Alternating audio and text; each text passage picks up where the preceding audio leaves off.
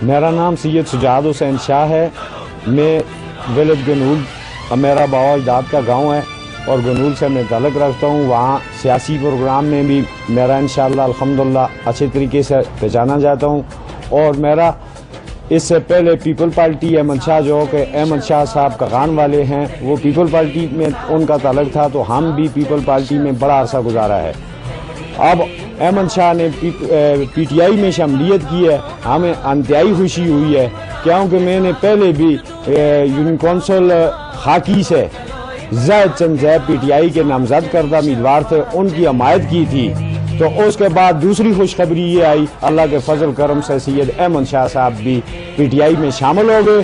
اب ہمیں امید ہے اللہ کے فضل کرم سے تحصیل بالاکوٹ کے اندر بلکہ پورے صوبے کے اندر احمد شاہ کے ہاتھوں ترقی کا تسلسل رکا ہوا جاری ہو جائے گا۔